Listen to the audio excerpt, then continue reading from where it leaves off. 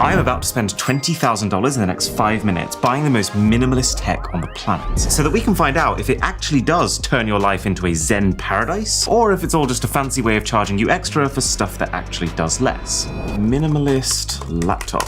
The HP Spectre Fold. It seems like it transforms into so many different form factors. It's a laptop that's all screen. What about the most minimalist TV? What on earth is this? The LG Easel TV. Oh, it transformed between two different states. When you see it in images like this, it's definitely the kind of vibe I had in mind. $5,899. Wait, LG does a briefcase. It's a 27-inch touchscreen. A cinema experience wherever you go. Is that a dumb idea or is that a really intelligent idea? Well, I am having a whale of a time here. LG has a table that is also an air purifier. I mean, this is absolutely beautiful. Oh, it has color options. No, they have Bored Ape versions of their hyper-minimalist aero furniture. Oh God, that is awful. I'm gonna pretend that doesn't exist. I'm just gonna buy the white one. Okay, let's get something non-LG, that'll be good. Phone? Oh God, that looks awful. It looks like a remote for your thermostat. The Light Phone 2. Oh, their website is kind of naughty. Definitely sells you on that vision of being completely unplugged. It will never have social media, clickbait news, email, an internet browser, or any other anxiety-inducing infinite feed. It's strange, isn't it? We're living in an age where products are actively boasting about all the things they don't do.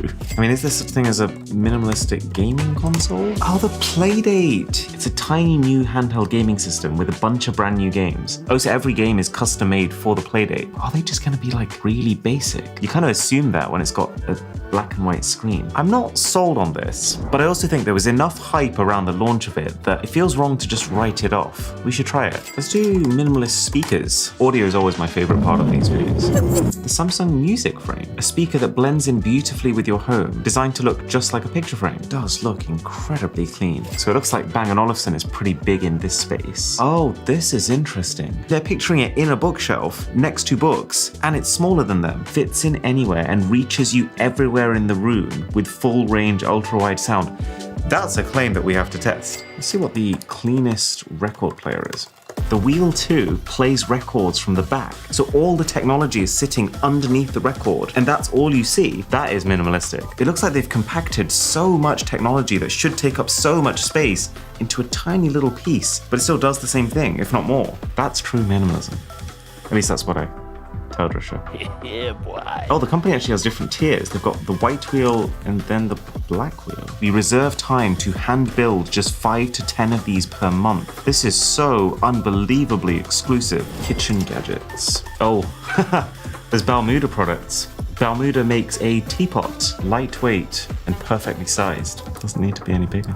They also do a toaster, which we already have, and then the brew, which is coffee. Oh wow. So this is apparently the temperatures that all the different steps of making coffee have to occur at for the scientifically perfect coffee. That is a lot more than your typical Nespresso machine. Xiaomi makes a smart cooking robot, your master chef that allows you to effortlessly enjoy a variety of delicious foods. Where has this been my whole life? It's basically saying that it can do all of your kitchen functions in one machine. Yeah, if we're saying the entire purpose of minimalism is to get as many functions as possible into one device, I think we have a winner. Oh, Yanko Design. I completely forgot about this site, but I've realized this is literally what this video is, and I definitely should have just started with it. Eliminate the middleman and eat on the very thing you cooked your food on. This is speaking to my soul. There's a battery-free aroma diffuser. Ooh, it just looks so tactile and satisfying. And then there's a spork. That looks terrible. Oh yeah, zero tolerance machining desk toys. It's basically toys that are so precisely cut that you can't actually see the seams. Like when you put them together, it will just look like one continuous object. $100 though is nutty for a tiny little toy.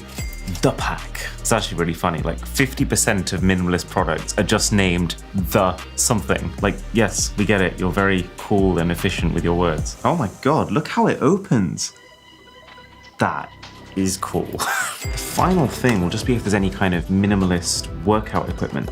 Have a look. The R2. Hot sale. Whoa. It's a treadmill that's, well, I guess literally just the treadmill. Oh, that is absolutely awesome. And it folds, so you just tuck it away when you're not using it. Why are they giving me a kiss? Well, the product looks good, so that's the important thing. Oh, they accept PayPal. Good. Just on the off chance I get scammed. Hey, that's probably fair.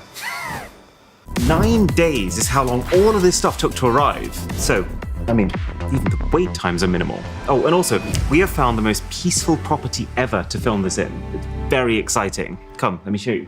So let's go roughly from least expensive to most expensive, starting at $70 with the frying plate, which is either genius or terrible, and I haven't worked out which yet. Okay, not a great first impression. Are those oil marks?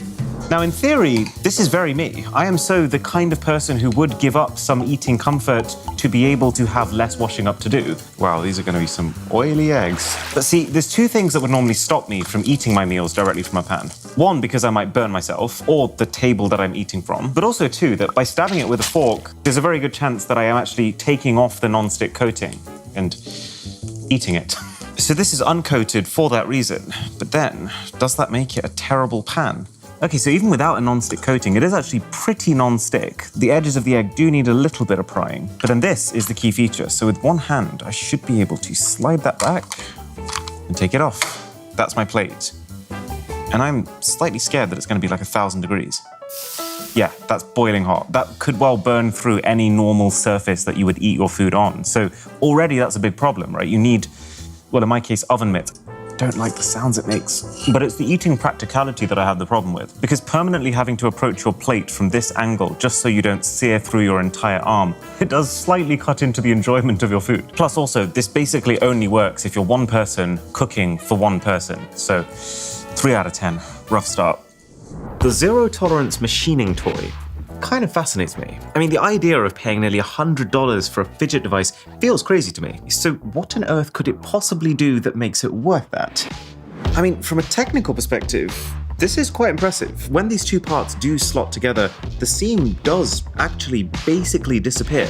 And to create something with zero gaps like this, you can't just use a traditional toy factory. Like, this piece wasn't cut with a blade because the blade itself would create its own gap. What you effectively have to do is to vaporize the space in between these two pieces using the heat generated from rapid electrical discharges. Okay, but then as something that you're actually having to spend your hard-earned money on, I'm not gonna lie, I find this whole category of executive desk toys just a little bit cringe. Like the idea of these high-flying business people who earn so much money that they can't just play with normal toys, and they in fact have to spend $100 on something with the same entertainment value as an empty bag of crisps. And this is actually the other part of the problem. Because this thing is so precisely machined, once this piece comes out, it is stupidly hard to get it back into place. It genuinely only goes in if you precisely match the direction of the grain on both parts. And then does that mean I stop earning money because I'm spending all my time trying to put my fidget toy back together?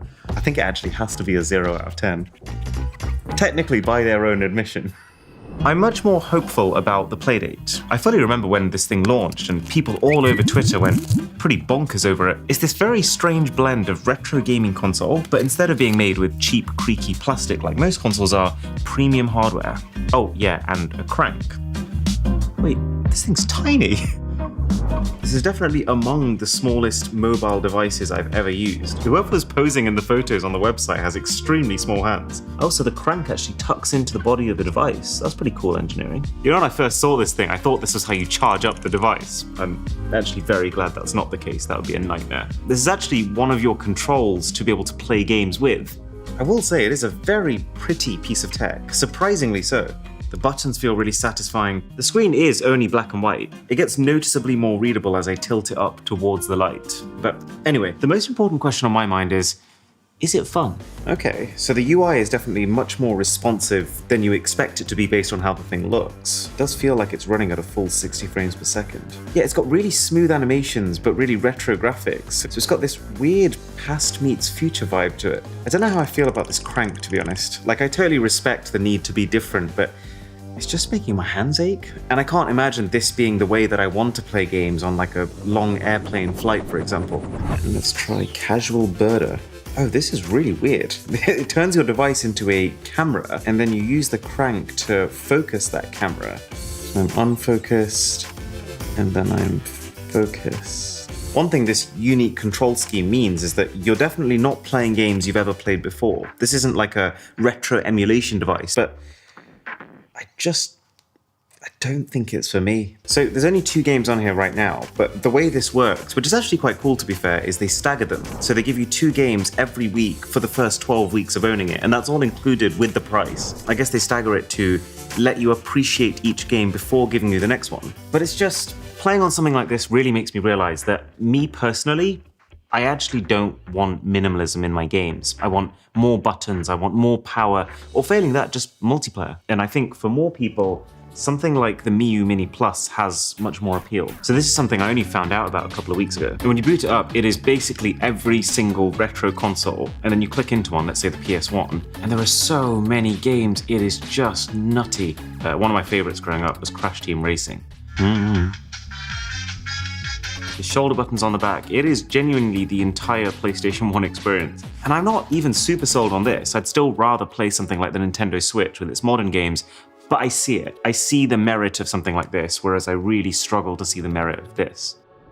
The no battery scent diffuser is, well, I guess it's the minimum required tech to achieve diffusion. I've got to say, I am very much enjoying the unboxing experiences so far. I guess it is one thing that you can bet on minimalist, design-led companies definitely getting right. It's quite nice to see a product that isn't actually over-engineered. Like, this uses really simple physics to the point where you can actually see the entire process in action. So, essential oil goes in the back here. Obviously I picked eucalyptus, it's the only right choice. Oil goes behind the fan, you light the candle, and then essentially this glass tube is going to direct as much of the heat energy from that candle onto this steel surface at the top. And then hopefully that heat energy is going to be transferred over towards the fan, which can use it to then start turning and diffuse those oils around your room. I saw twinges of movement. Oh, look at it. Oh my God. That is beautiful. There's something so elegant about the fact that there's no batteries, there's no cables. I made that happen with this little candle. The only question then is this all theatrics, or is this actually better than sticking oil in a candle and just lighting it? Okay, so let's stick this in one of the rooms, like that. Oh, it really is pretty. And then in room number 2, it's going to be just the candle, and I'm literally just going to pour drops of oil on top of it. And what the other diffuser was saying is that doing it this way would cause the essential oils to burn and therefore not actually preserve their scent. Let's come back to it and find out. Moving up to $300 now. For this price, you can actually replace your phone with a minimalist equivalent. So this is the Light Phone 2 that we bought. And again, like the Playdate, the thing's microscopic. But unlike a lot of the products so far, which could just neatly fit into your existing lifestyle, switching your phone is a big commitment. So what can this do? It can text, okay. Oh, you have to type sideways. I guess they've decided that that's the only way you can comfortably type on a screen like this. And it's not too bad. It's a little bit less responsive than you're probably used to, and the autocorrect kind of sucks. It can act as a Wi-Fi hotspot, it's got Bluetooth, it's got a headphone jack on the top, so it's got your music covered. It does say it has directions. What does that even look like on a phone like this? Oh God, this is so clunky. You have to keep rotating it every single time. It's pretty slow. By the way it's acting, you'd think I just asked it to solve physics, not ask for walking directions. Oh, but it does give you some semblance of Google Maps, I assume. It is not a good way to use it though, crikey. Because this is an e-ink screen, so it doesn't have smooth animations. It has to re-render every single thing on screen every time it changes. But this will be fun. Let's see what the call quality's like. Oh yeah. Here's another problem. I was just about to call my mum, but she's in India right now, so I would have normally WhatsApp called her, but there is no WhatsApp here. Oh, hi Domino's, we're big fans. Could we get some pepperoni pizza?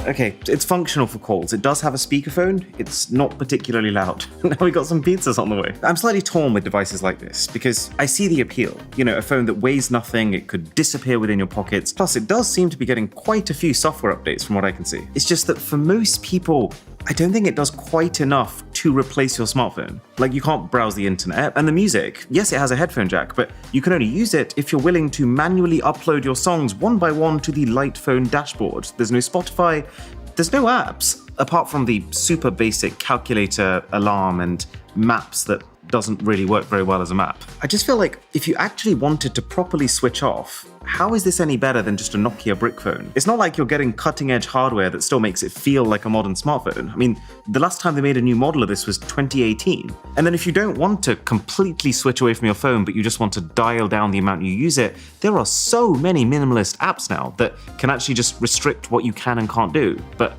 just to a sensible level instead of downgrading so hard that you might not actually be able to contact someone that you need to. Feels like a 4 out of 10 to me. Now, I still can't quite believe I'm saying this, but what costs even more than a phone? Well, the teapot. No, really, we spent $300 on the Balmuda teapot. It is cheaper in the US, but we get slightly screwed here in the UK. So this really better be the best tea making experience I've ever had. Now, there's a couple of problems that they're claiming to have fixed here compared to a normal peasant kettle. One is the design, and yeah, I mean, it's pretty hard to argue with that one. This is our $10 kettle, and compared to that, this definitely has a much nicer stone-like finish. Everything snaps into place in quite a tactile way that feels very secure, and also the fact that I feel like I could rub this for a little bit and get 3 wishes. And while obviously no one needs a pretty kettle, no one needs a neon tube filament-style bulb as your indicator, I can see why people would want one. On. Now, there's a lot of people, and I am one of these people, who really enjoy the ritual of making tea and coffee. It's the slow grinding, the gentle pouring, the sights, the smells, the sounds. It's an experience. And I think this is designed for someone who appreciates that. Someone is kicking off right now. I feel like relative to it, it makes the Balmuda sound silent. Oh, wait, what? That one finished. Balmuda hasn't finished. That's hilarious. I feel like this is one of those things where the cheap kettle has one purpose, and that's to get to the destination as fast as possible. And it does that. But this is actually almost concerningly quiet. Now, the second perk of this is apparently the fact that it's got less capacity than most kettles, which is a strange thing to label as one of your headline features. Less capacity for your benefit. Now, if I had to guess, I would say that took twice as long as the other kettle, which, if you look at the spec sheet, is inexcusable for something this expensive. So far, this is not exactly a strong case for the Balmuda, but there is one thing that might be able to save it. Unprecedented pouring comfort was plastered across the website, so let's find out. That's basically laminar flow. Or in other words, the gooseneck shape of the kettle allows water to come out so smoothly that it acts like a still object, and it's completely silent. Okay, yeah, that's earned back a couple of points. That felt pretty good, I have to say. It's still absolutely not for everyone, but for the people who appreciate it, I'd give that a 7. Okay, let's see if the centrifuge actually worked. I'll start with my hodgepodge version. I can smell a hint of eucalyptus, but if you told me that no eucalyptus was here, I would also believe you. Okay, now for the Fancy Pants Lay aroma diffuser. Oh, that's quite immediate, I can notice it. It's not a massively strong eucalyptus smell, but it's almost got this smokiness to it. It's definitely made more of an impact to this room than the candle alone, which, if you combine with how obscenely aesthetic it is to look at, I think earns it a 9. One thing with Balmuda, they are a Japanese company, so it's pretty hard to get their stuff here. And that seems to be a bit of a theme with high-end minimalist tech, because LG's Aero furniture range as well is Hong Kong and Singapore only. Maybe there's just more demand for minimalism in East Asian countries. I don't know why though, because in concept, I feel like this could be useful for anyone. Like, I have a ton of allergies, and they are constantly working together to keep my nose at 99% congestion throughout my sleep. So I have one of these massive filters in my room just sucking out those allergens and the dust. I think a lot of people could benefit from filters, and I think they just don't use them because they admittedly do look like monolithic garbage cans. But this... so you can order pizza on your light phone too. What am I doing? Sorry, I was saying, this is a table. This is the entire purpose. So it's got a full-size HEPA filter inside. That's good. Need to make sure I actually unbag it before I start using the filter. It's got vents all around actually to take in particles from 360 degrees, which is also a plus point. There's also, funnily enough, in this box here, a UV light that kills bacteria on the fan blades. So whether or not the air coming in is clean, you can be sure that the air coming out is clean. One thing we need to test is how loud is the thing? Okay, so there's different fan speeds here. All the controls are on the bottom as well, which makes a lot of sense given that it's meant to be a table. So that's at maximum. It's pretty loud, but that's okay. You actually want your purifier to be able to go high. What I'm more interested in is what would be the average normal operating volume. Wait, Is it still on? Yeah, it's definitely on. But all you have to do is to move 1 foot away from it and it's pin drop silence. I don't actually have a pin to test that, but one thing you can rely on me always having is a SIM ejector tool. I heard that. Oh yeah, and this is also a wireless charger, which is telling me 1 hour 24 until I'm back to max battery. So it's not the fastest kind of wireless charger, but it's also not the slowest. Oh, and also, there is actually a ring of mood lighting underneath. I mean, as much as I don't love the idea of having a whole extra app that I need to control, the actual lighting itself transitions very smoothly, although the app is a little bit slow. And I suppose the other, probably more underrated benefit is that if you turn up the setting, it's actually just a fan too. It's actually kind of refreshing just sticking my hand here. It's getting a very strong 9 out of 10. 9 out of 10. That could have been worse. At $400 then, or the equivalent of $625 if you're in the UK, are you seeing a theme here? Is Samsung's brand new frame speakers. Now, I'm not personally someone who minds the way that speakers normally look, but I can also see the appeal of what's effectively promising invisible sound. So we can actually put the easel TV where I'm sitting when we get to that. But for now, let's focus on this. So first impressions, extremely heavy, bigger than I was expecting, and also thicker than I was expecting. It's also a little disappointing that this is literally just paper. You know, when I first saw it on the website, I thought, oh, maybe it's a screen that will allow you to put anything on it, or at the very least, like a backlight so that it brightens up your image. It means that really there is no tech here apart from the speaker, which just means it's a very expensive speaker and it needs to prove itself. But one of the more appealing parts of this is I should be able to play music and then just tap somewhere. The app is telling me to press the volume down button. I am pressing the volume down button. Oh, something went wrong. Yeah, this is just not working, and the app sucks. I think we're just gonna have to do this over Bluetooth just to hear the sound quality, if nothing else. Oh, there we go. Oh. So one's working, and I think we're just gonna have to take it as is. Let's see how it sounds around the room. So one thing it does really well is the volume fall off is not high at all. It sounds almost as loud here as it did when I was sitting right next to it. But the sound it's just okay. It's good amateur sound, but you're not hearing those glistening high notes that you might on higher end speakers. But there is one thing that I am very interested to test. So on Samsung's website, one of the things they said about these speakers is they have AI enhancement technology to make voices sound better. And I know most of these AI features are just marketing blip, but this one is interesting because I've been listening to a lot of high-end hi-fi sound systems over the last few weeks, and one of the things you notice is it doesn't actually matter how high-end those sound systems get. If the track being listened to is not recorded in the perfect environment, which you come to realize is most of them, then it's not going to sound good even on the best speaker system. But a speaker that uses AI to actually enhance the bass recording, well, that could get around that bottleneck. Yeah, I mean, it's okay. It's fine. It's nothing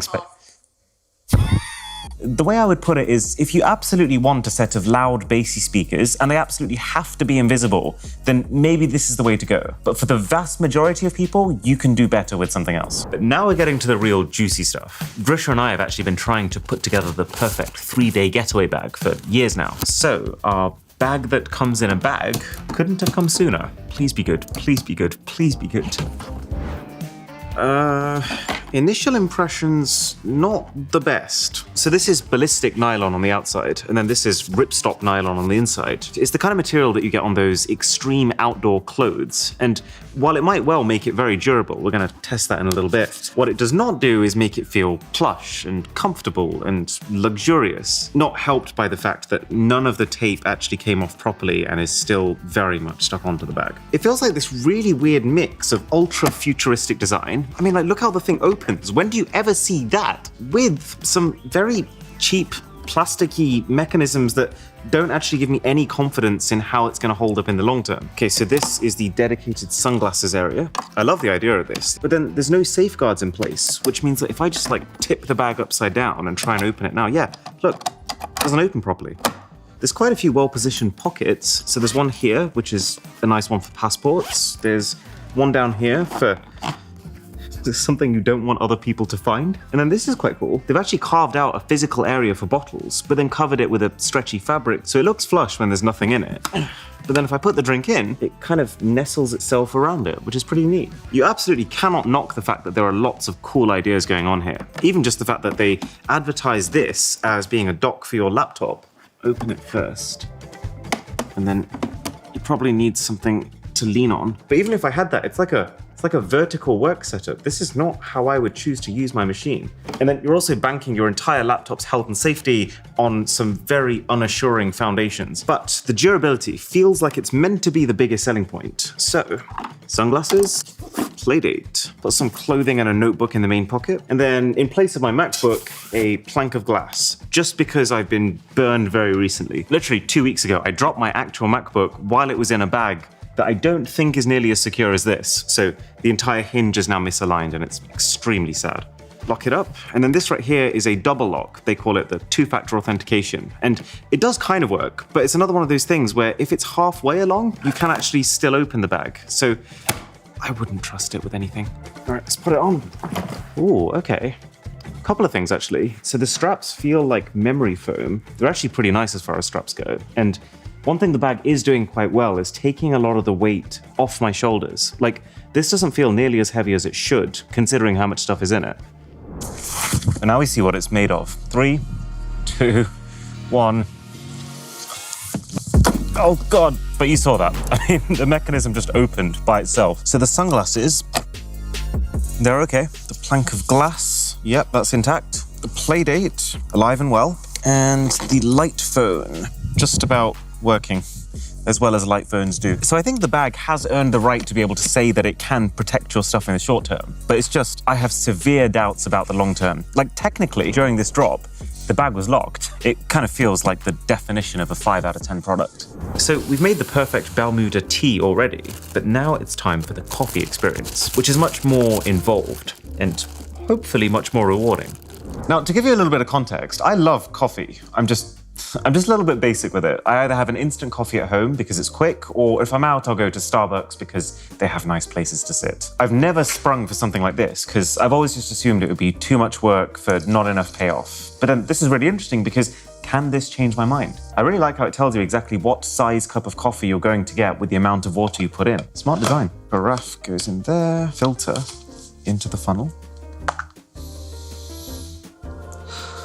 I do like how all the pieces don't just fall into place, they snap into place. And also how this will not actually start making coffee until all of these pieces are in position. Oh, I love how simple it is. I guess it makes a lot of sense because you'd be doing this before you've had your coffee. Okay, so it's gonna start by, I assume, heating up the water.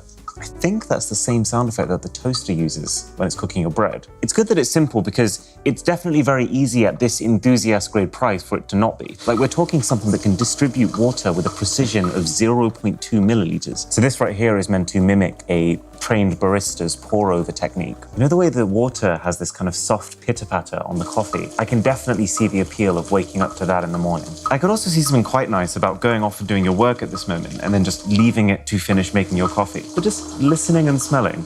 Okay, so the first part of the process is now finishing, and what it's doing at this point is this is called bypass pouring. It's basically a completely separate stream of finishing water that's added directly into the serving carafe. On one hand, it does seem just like much ado about nothing, but it's all about temperature control of the coffee beans. Getting the beans hot enough to be able to get the best flavor out of them without getting them so hot that you burn them, which according to Bermuda happens at 187 degrees Fahrenheit. Let's do a quick instant coffee for a comparison. Yep, that's what I drink every morning. See what it looks like. Oh, interesting. It's distinctly smoother looking, like almost much purer than the muddiness of the instant coffee. Oh, it's got the entire flavor of the coffee and it's really strong and rich, but then it suddenly cuts. It cuts before the bitterness hits, and my brain's almost expecting that bitterness to come in, but it doesn't. So you don't drink black coffee at all. See if this is drinkable for you. A little bit fruity with a little bit of sugar. That is actually really nice. Okay, I mean, as far as the experience and the flavor of the coffee goes, this is an outstanding product. The only thing on my mind is this is going to be a fair bit of work washing up. Because it's going straight to the carafe and not into the cup that you're going to be drinking from, you've got to wash this, you've got to wash this, and there's no bean grinder here, so there's going to be a whole extra separate piece of equipment that you also have to buy and maintain. I'm going to give it a 9. It's folding treadmill time. But while this thing did look absolutely bonkers minimalistic in the photos, I do have some concerns about the practicality.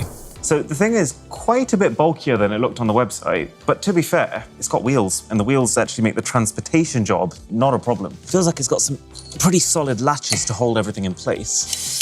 And then I assume this just falls into... Okay. Oh yeah, so one thing they were very careful to minimize was the size of this thick boy cable that you have to plug in at all times. It definitely does make it a little bit less clean. But then again, to be fair, considering that we currently have a treadmill sitting in our living room right now, it could be a lot worse. So this thing goes up to 6 kilometers per hour in walking mode, and then up to 12 kilometers per hour in a separate running mode, which actually makes quite a lot of sense because you wouldn't want to be on walking mode without your handlebars and suddenly accidentally reach 12 kilometers per hour. And what I'm on right now is apparently automatic walking mode. So it's actually working out how fast I'm walking and making sure the treadmill is exactly ready for my steps. So let me try the fastest steps I can, and it's creeping up in speed. Okay, yeah, it's at 6 kilometers, I've maxed it out. So what if I now try and slow down? This is the scary part. Oh my God, no. I don't think it's adapting quite fast enough. It's splitting the treadmill into 3 zones, the front, the middle, and the back. If it detects that your feet are often hitting the front, it knows that you want to go faster. And if it detects you're spending a lot of time on the back, it knows you need to slow down. So it'll probably take a little bit of getting used to know exactly where each zone starts and ends. Ow. But there's a definite safety problem here. Unless, of course, you use the handlebars, but then does that slightly defeat the minimalism? And now feels like a pretty good time for the TV. What have we done? Oh yeah, the box was about 2 times the already massive size I was expecting it to be. I'm pretty sure this is the biggest thing I've ever unboxed. And yes, I spent 10 minutes getting through the entire packaging, only to realize that I'd unboxed it all upside down. So, yay me. Although one cool thing is because this comes with the cover off, you get to see the insides of a TV speaker system. So that's pretty neat. Okay, I think that's on. But more importantly, what on earth does a $7,500 ultra minimalist TV even do? Okay, that's cool. I feel like I'm walking down into the basement hotel spa. Well, part of it is the style. This is designed to look and prop up against your wall, kind of like an easel. But I'm just trying to decide right now if that actually makes any sense. I will give it this, the TV actually does look a lot prettier than I was expecting it to. And the screen quality, the color saturation, it's all beautiful. It's just, why do I want a TV that persistently looks like it's one light breeze away from serious collateral damage? I mean, technically it won't be, because LG actually recommends that even when it's in this slanted position, it's actually drilled into the wall. But then at that point, why does it need to be an easel? From everything we've seen so far, there is no functional benefit to having this as opposed to just wall mounting your TV. But there is one thing that could change that. So when you turn the TV off, it's going to enter what they call line view mode. So this is taking advantage of the fact that you technically have a scalable amount of screen on show. This is your TV's always-on display, effectively. But what I'm curious about is how much you can customize it. Oh, that's funky. And then you can also display those in front of some interesting-looking architectural wallpapers. Is this just a grand waste of electricity? So then it also gives you the option for music. Oh, that's quite a neat way to actually display music in your house. There's cool ideas here, there's no doubt about that. But I just can't shake the feeling that this is basically a slightly worse version of rollable TVs that completely disappear when you're done with them. I see it as a product that's trying to be a clear part of the smart home. You know, this kind of piece of furniture that's a little bit alive. It's a pretty tough product to rate because it is a spectacle, and if you like it, you can't get that anywhere else. But as far as the core value for money proposition, it's basically like a $2,000 TV with a funky transforming mechanism that makes it $7,500. So on that scale, it's a 6 out of 10. Now, as for the treadmill, I'm quite impressed with how quiet it is. Like, this is me running at 8 kilometers per hour, and you don't hear it that much thanks to the brushless motor on the inside. It's really neat design. I love that it's got wheels. I love that it folds up. But this sucks. And there's a couple of areas here, like the massive diagonal seam going across the track, where you're reminded that this is not the highest quality product. And like, given that this is the structure that my safety tag is attached to, you can see there might be a problem there. So yeah, I wouldn't feel comfortable recommending this to someone who wants to do some serious running. But if you just want something minimal that can be, well, minimized and tucked away under your desk when you're done with it, there is a decent amount of merit to it. So I'd give it a 7 out of 10. And, well, speaking of things that have been minimized, the gap in subscribers between us and Apple right now is less than 400,000. And when we overtake them, we are going to build the most maximal iPhone ever created. So thank you for helping us. We are definitely in the super premium price tier at this point. Definitely where Bang & Olufsen belongs. I've not really used any of their stuff over the years, primarily because it just always seems to me extraordinarily expensive for what it is. Like this speaker is literally the dimensions of a book, but I paid the equivalent of $1,000 for it. Now we find out if it's worth it. I have to say though, it really does feel like it is challenging you to believe that it can't fill the room with high quality sound, while promising that it can, thanks to active room compensation technology. These are configurable buttons, so you can pick a song or a playlist that you want to activate when you tap any of them. Nothing about the shape or the size of this gives me confidence that it's going to be able to pull this off. Okay, it has a thump to it, that's for sure. There's already something going on there that defies its size. Let's get up and walk around. There's a definite harshness to it. There's a definite limitation that you feel compared to a bigger speaker that has a bigger dedicated subwoofer that smacks you with deep bass. It's good sound, but you're paying to have that sound in the small package. If you just want pure audio quality, you can do better than that for $1,000. Now, I am not the best at cooking. I'm pretty happy to admit that, but that actually makes me the perfect person to test the Xiaomi cooking robot, because, well, can this save me? Can we also talk about how unbelievably massive this is, and why on earth it needs to come in about 12 separate individually wrapped parts? Okay, but the key question that we need to answer is, while obviously an enormous piece of kit, is this better than the alternative? Drisha being the alternative. So we're both cooking a cheese risotto using the same recipe. Oh, this is actually pretty cool. So when you go into a recipe, it tells you the tools you need for it, it tells you the ingredients you need for it, and then that is the step-by-step guide. How did we end up doing it this way, where you get the machine and I get the... I'm the tech guy. So it says, add the shredded cheese to the pot. First I need a pot. This is my pot. All right, I have a pot. So how much cheese do we need? 50 grams. I've got a bit too much. It is cool that it shows you an image of what your result is meant to look like, and it's already pre-readied the action that I need to press. Now I just see if it actually works. Ooh. Oh wow, this is very well shredded cheese. So it says add the chopped onion, butter, and the olive oil to the pot. And this is great because in real time, it's telling me exactly how many of those grams I have currently put in. Whoa, okay, so it says cover with the measuring cup, and then it's going to rotate and cook it for me. Oh, it's like warm, buttery, oniony goodness. Okay, so reverse rotation. Speed 1, was it? Sorry, I don't listen to instructions anymore. I just let my robot do the talking. Alert.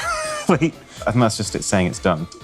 Ooh, look at this. Okay, that smells amazing. Mine doesn't quite smell like that right now. So add 320 grams of risotto rice. This is able to tweak things so minutely. Like now it's cooking specifically for 1 minute at 100 degrees instead of the 120 that it was cooking for before. All right, so then it's one big final cook. So start cooking and we'll come back to it. You carry on. How much cooking? How much cooking? And while we wait, there's something about briefcases, isn't there? There's something very elusive about people walking to work with a briefcase and a briefcase only. I guess they make what's inside seem important and worth protecting. But I mean, in the case of LG's briefcase, you have a very real reason to want to protect it. Because this is a 27-inch touchscreen LCD monitor.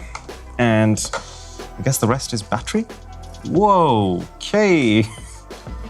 Oh my God.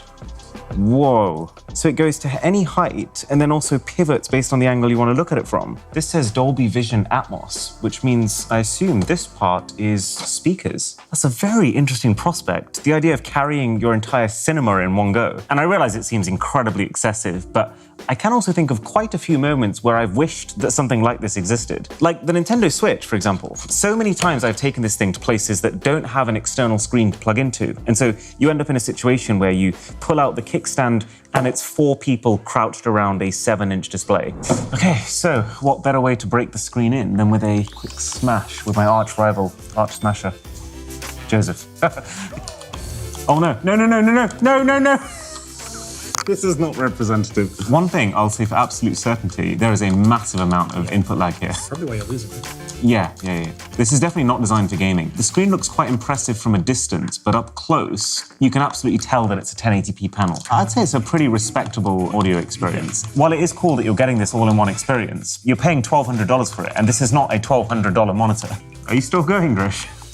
Finish him. No! Oh, dear. Now, one thing, though, that might make this a little bit more interesting is home.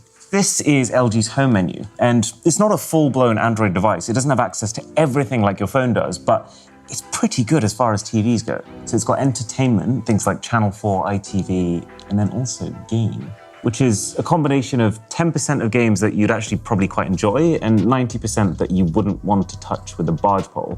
We can play a full game of chess. Obviously, we wouldn't be craning this way because we'd be playing it when it's flat. It's not a super slick, polished experience. It's actually the opposite of the Playdate in a lot of ways, but it's functional. If you really want to play a game of chess on a 27-inch screen, sitting on a beach, you can do that. But that's actually part of the problem because the website is very strange. It says that it has up to 3 hours of battery life, and then in the same breath that you can watch movies while on the beach. With 3 hours of battery life as an absolute upper limit, it's a bit of a stretch to say that you can watch multiple movies. There's Netflix, there's Prime Video, there's also, though, TikTok TV. And I think, yes, wow, that's a sight. When have you ever seen anyone do this before? Like, I'm not gonna lie, I do find this really cool, but at the same time, I feel like if that is what you're going to be using this for, you have made a terrible purchase. The specific thing that it does that nothing else does, it does really well. It's just that there aren't many people for who that is for. $3,700 is how much we spent on the Black Wheel record player. And I know, the rational part of my brain keeps telling me, records make no sense in today's age. I'm already paying Spotify and Tidal for my music digitally. This record player connects to the same speakers that my phone already connects to. And there must be software by now that can make my phone recreate the sound signature of records. And yet, just like with the tea and the coffee, there is something just so alluring about the manual process of slipping out the vinyl, of gently sort of placing it on top, and then clasping this magnet in place. And then do you want to know how to turn it on? You just spin. And you will actually see, oh my goodness me, look at the arm, it slowly comes out. This is one of the smoothest operating pieces of technology I think I've ever interacted with. You can see it edging towards the first track. There you go.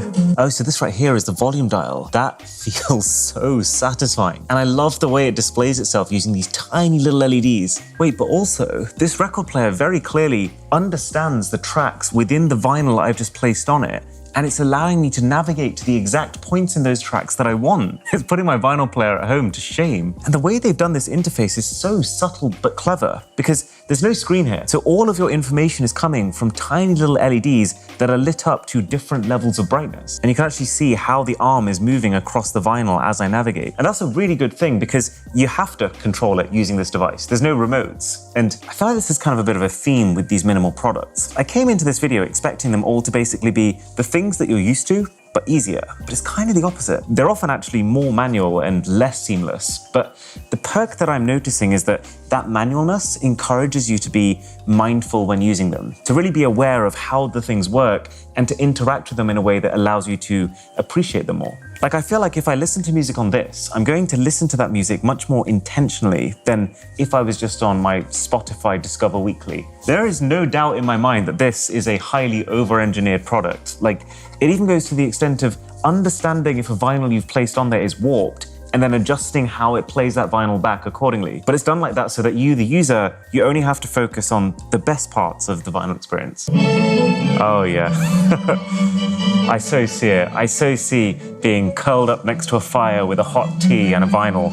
It's an extremely expensive way, almost unnecessarily expensive way to get that experience. But for someone who appreciates it, this is a product that has no compromise. We said to ourselves before filming this video that anything that scores above a 9 is coming with us to our new house. 9.1. As for what laptop a minimalist would use, well, I have no regrets about the choice we made. I think it's got to be the laptop that's just one completely seamless, uninterrupted screen. Oh, they actually include the keyboard and, oh, the pen too. Although the fact that I'm so surprised by this does show how dire things have gotten with modern tech companies. Okay, I mean, this 17-inch IMAX OLED folding display, there's no beating around the bush. This is an impressive sight to behold. So what does that mean this can do? Well, I believe Yep, that's a kickstand. So let's say you get back home and you're parked up on your desk. This effectively becomes a 17-inch all-in-one PC. And I realize 17 inches isn't massive in the scheme of monitors, but it feels enormous when I'm sitting right here. And then the keyboard and the trackpad, they automatically pair and they work completely wirelessly. And for day-to-day tasks like zipping through documents and stuff, it's pretty nippy. It's not like uber satisfying to type on, because, you know, this is pretty low-profile stuff we're talking about, but highly functional. But then also, let's say I want to use this like most people use their normal laptops. This should just, yeah, it snaps in place on the bottom, and can you see the screen actually adapts around where the keyboard fits in? Wait, what? That shouldn't have happened.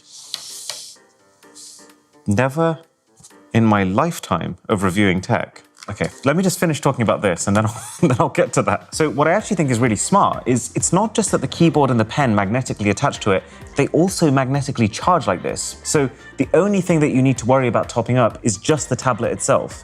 I do think there's big benefits to having all your devices as one device. Like, it's so cool that the same machine I can do all my typing on, I can use as a full-size sketchpad to draw out what I want our future office to look like. Okay, let's see what an IMAX video looks like. The idea of having a media experience like this, just chilling on an airplane, is kind of enticing. Because as well as everything else, this is fully able to display HDR video. Funnily enough, this is actually Bang & Olufsen speakers, but it's really loud. It's only at 30% volume right now. Oh man, I really want to like this thing, but there are just a few too many problems. It's buggy. The hinge is not at all strong enough to support what's actually a very heavy top half of screen. But then on top of that, to achieve a form factor like this compared to a traditional laptop, you have to go for a much smaller battery. And then because of that, you have to go for a much lower power chip. Oh yeah, and the whole device literally has 2 USB ports on it.